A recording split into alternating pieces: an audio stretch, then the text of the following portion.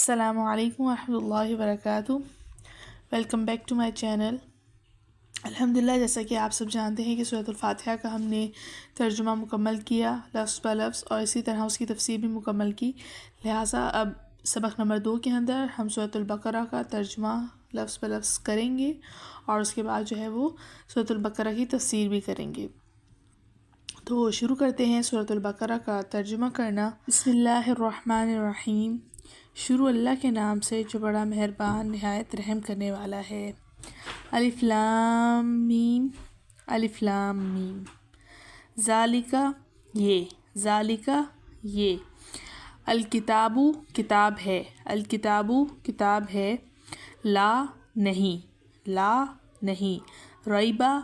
کوئی شک، ریبہ کوئی شک، فی ہی اس میں، فی جہاں بھی آئے گا مطلب کیا ہوگا؟ اندر، تو اس میں، ہدن ہدایت ہے، ہدن ہدایت ہے، لام آ گیا پھر سے تو مراد کیا ہے؟ کے لیے، لل کے لیے، متقین للمتقین ڈرنے والوں کے لیے، اللہ سے ڈرنے والوں کے لیے، الذین وہ لوگ، ہم نے اس سے پہلے الذین کا بھی پہلے سورۃ الفاتحہ میں بھی وہی کیا تھا ترجمہ کہ لذینہ سے مراد بہت سارے لوگ، تو وہ لوگ یؤمنون جو ایمان لائے، یعنی ایمان لاتے ہیں، بالغیبی غیب کے ساتھ، اب با آ گیا تو ملانے کے لیے آتا ہے تو مطلب غیب کے ساتھ، اور یقیمون وہ قائم کرتے ہیں، الصلاۃ نماز، صلاۃ کہتے ہیں نماز کو، اور مما کچھ اس میں سے، یعنی جو کچھ ہم نے ان کو دیا ہے، رزقناہم ہم نے ان کو دیا ہے، ہم آ جائے گا تو مطلب ان کو، نون کے الف آ جائے گا تو مطلب ہم نے ان کو دیا ہے، ینفقون یا آ گیا مطلب وہ، ٹھیک ہے، تا آئے گا تو مطلب تم ہوگا، اگر شروع میں یا آ جائے تو مطلب وہ، تا آ جائے تو تم، اور ینفقون پورا ملا کے مطلب کیا ہوگا؟ وہ اللہ کی راہ میں خرچ کرتے ہیں، اور الذین وہ لوگ جو یؤمنون ایمان لاتے ہیں، یؤمنون اس پر جو انزلہ نازل کیا گیا، الیکا آپ کی طرف، کا آ جائے گا، ہم نے پہلے ہی پڑھا تو آپ کی طرف، اور ما جو انزلہ نازل کیا گیا، انزلہ نازل کیا گیا، من قبلی کا، کاف آ گیا آپ سے پہلے، قبل پہلے تو من قبلی کا آپ سے پہلے، اور با آ گیا پھر سے، بالآخرتی اور آخرت کے ساتھ، ہم وہ، یوقنون وہ یقین رکھتے ہیں، اولئک یہ لوگ، جب اولئک بھی آئے گا تو یہ بھی اشارہ کرنے کے لیے آتا ہے تو بہت سارے لوگ، اولئک یہ لوگ، اللہ پر، اللہ کا مطلب کیا ہے؟ پر، تو اللہ پر، ہدن یعنی ہدایت، ہدایت پر ہیں، من ربہم اپنے رب کی طرف سے، اپنے رب کی طرف سے، من آ جائے گا اس کا مطلب ہوگا کی طرف، من کی طرف، اور اولئک یہی لوگ، ہم المفلحون کیا مفلحون یعنی کیا کرنے والے ہیں؟ فلاح پانے والے ہیں۔ انا بے شک، انا کا ترجمہ بلا شبہ بے شک یہ آتا ہے، الذین وہ لوگ جنہوں نے کفروا کفر کیا، سواء برابر ہے، علیہم ان پر، چاہے یا آیا، چاہے یا آیا، چاہے یا آیا، انذرتہم آپ ڈرائیں انہیں، انذرتہم آپ ڈرائیں انہیں، لم تنذرہم ام یا لم نہیں نہ، ٹھیک ہے، نہ یا نہیں، تنذرہم ڈرائیں انہیں، یا تنذرہم ہے یعنی تم انہیں ڈراؤ یا نہ ڈراؤ، ٹھیک ہے، لا یؤمنون نہیں، یؤمنون وہ ایمان لائیں گے، ختمہ مہر لگا دی، اللہ نے، علی پر، اوپر یا پر دونوں مطلب میں آتا ہے، پر یعنی کسی چیز کے اوپر، قلوبہم ان کے دلوں پر، قلوب کا مطلب کیا ہوتا ہے؟ دل، ہم آ جائے گا یا ہم آ جائے گا مطلب ان کے، اور علی پر، سمعہم یعنی کان، سمع کان ان کے کانوں پر، اور علی پر، ابصار یعنی آنکھوں پر، ان کے ابصارہم ان کی آنکھوں پر، غشاوۃ پردہ، پردہ ہے، اور لہم ان کے لیے، عذاب عذاب ہے، عظیم بہت بڑا۔ الف لام میم ذالکل کتابو، یہ کتاب ہے، لا ریب فیہ، اس میں کوئی شک نہیں، ھدی للمتقین، ہدایت ہے ڈرنے والوں کے لیے، الذین یؤمنون بالغیب، وہ لوگ جو ایمان لاتے ہیں غیب کے ساتھ، ویقیمون الصلاۃ، اور نماز قائم کرتے ہیں، ومما رزقناہم ینفقون، اور جو کچھ ہم نے ان کو دیا ہے اس میں سے وہ خرچ کرتے ہیں، والذین یؤمنون، اور وہ لوگ جو ایمان لاتے ہیں، بما انزل الیک، اس پر جو نازل کیا گیا آپ کی طرف، وما انزل من قبلک، اور جو نازل کیا گیا آپ سے پہلے، وبالآخرۃ ہم یوقنون، اور وہ آخرت کے ساتھ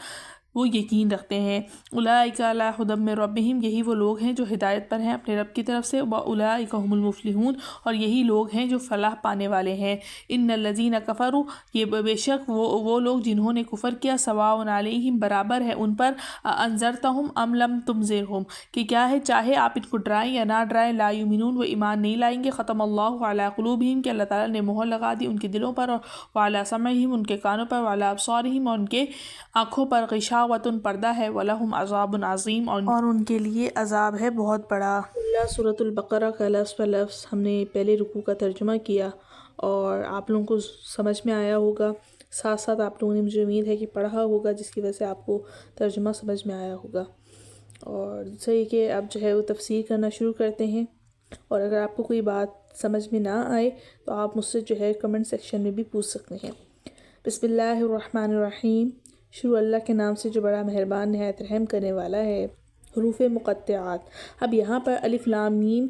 یہ حروف مقطعات ہیں، یعنی کہ ہر صورت کے شروع میں کوئی نہ کوئی اللہ تعالیٰ نے اس طرح کے جو ہے وہ مختلف صورتوں کے شروع میں نازل فرمائے الفاظ، تو ان کو حروف مقطعات کہتے ہیں، جن کے معنی جو ہے اللہ تعالیٰ کے سوا کوئی نہیں جانتا، اور اللہ تعالیٰ ہی ان کے معنی کو زیادہ جاننے والا ہے۔ ذالک الکتاب لا ریب فیہ، یہ کتاب ایسی ہے اس میں کوئی شک نہیں ہے۔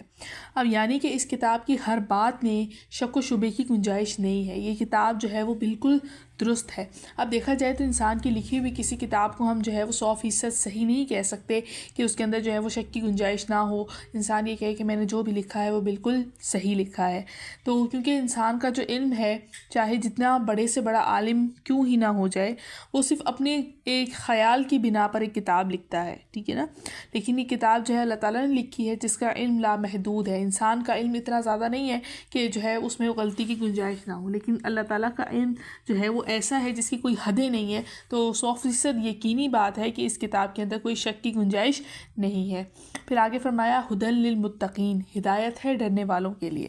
اب اگر دیکھا جائے تو قرآن کریم نے ہر کسی کو صحیح رستہ دکھایا ہے، چاہے مومن ہو کافر ہو، ٹھیک ہے، تو اس لحاظ سے تو ہدایت صرف تقویٰ یعنی ڈرنے والوں کے لیے ہوئی، ٹھیک ہے نا، اس کے علاوہ لوگوں کے لیے بھی تو ہونی چاہیے تھی، تو اس کا یہاں پر مطلب یہ ہے، ایک جگہ فرمایا کہ یہ ہدایت ڈرنے والوں کے لیے ہے جو بن دیکھی چیزوں پر ایمان لاتے ہیں۔ ڈرنے کا کیا مطلب ہے کہ انسان یہ بات اپنے پیش نظر ہمیشہ رکھے کہ ایک دن اللہ تعالیٰ کے حضور اپنے تمام اعمال کا جواب دینا ہے۔ جو لوگ کافر ہیں ان کو تو ڈر ہی نہیں ہے اس بات کا کہ ہمیں جو ہے وہ اللہ تعالیٰ کے ہاں اپنے اعمال جو ہے وہ پیش کرنے ہیں، ان کو تو کسی چیز سے خوف ہی نہیں ہے، یہ تو وہ ایمان والے ہیں، مومنین ہیں، مسلمان ہیں، ان کو یہ ڈر ہے کہ اللہ تعالیٰ کے سامنے جا کے ہمیں جواب دہ ہونا ہے، تو اسی لیے کہ ڈرنے والوں کے لیے ہدایت ہے، جو ڈرتا نہیں ہے اس کے دلوں پہ اثر بھی نہیں ہوتا۔ پھر آگے فرمایا الذین یؤمنون بالغیب، کہ وہ لوگ جو ایمان لاتے ہیں بن دیکھے، ویقیمون الصلاۃ، اور نماز قائم کرتے ہیں، اور مما رزقناہم ینفقون، اور جو کچھ ہم نے دیا اس میں سے خرچ کرتے ہیں، تو یہ ان لوگوں ڈرنے والوں کی صفات بتا دی کہ وہ کس طرح کے لوگ ہیں۔ پھر آگے ایک اور چیز بتائی والذین یؤمنون بما انزل الیک، کہ کیا ہے ان لوگوں کی ایک صفت یہ بھی ہے کہ جو ہم نے ان پر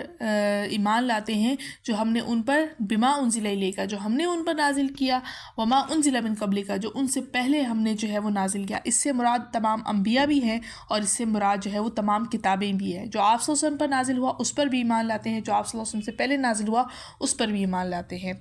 بالآخرۃ ہم یوقنون، اور یہی لوگ ہیں جو آخرت پر مکمل یقین رکھتے ہیں۔ ساری صفات ذکر کرنے کے بعد بتا دیا کہ اولئک علی ھدی من ربہم، کہ یہی وہ لوگ ہیں جو اپنے رب کی طرف سے ہدایت پر ہیں، واولئک ھم المفلحون، اور یہی وہ لوگ ہیں جو فلاح پانے والے ہیں۔ اللہ تعالیٰ نے فرمایا کہ یہ ایسی کتاب ہے جس میں کوئی شک نہیں ہے، تو اس سے یہ بات بتانے کے لیے اب دیکھو جو میں آگے بتانے والا ہوں کہ متقین کے لیے یہ ہدایت ہے، تو اب کتاب ایسی ہے جس میں جو بھی بات کہوں گا وہ سچ ہوگی، ٹھیک ہوگی، تو اسی وجہ سے یہ ہدایت ہے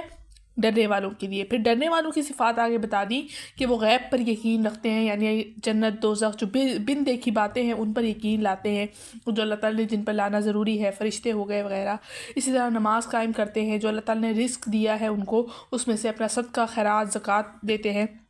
اسی طرح سے وہ ایمان لاتے ہیں آپ صلی اللہ علیہ وسلم پر اور قرآن پر بھی، اور اسی طرح آپ صلی اللہ علیہ وسلم سے پہلے جو نازل ہوئی کتابیں اور انبیاء ان سب پر ایمان لاتے ہیں اور آخرت پر بھی یقین رکھتے ہیں۔ تو یہ کون لوگ ہیں؟ ڈرنے والے۔ اور پھر بتا دیا شروع میں کہ ڈرنے والے ہدایت پر ہیں، تو آخر میں بھی یہ بتا دیا کہ یہ ہدایت پر ہے اپنے رب کی طرف سے، اور یہی قیامت والے دن فلاح پائیں گے۔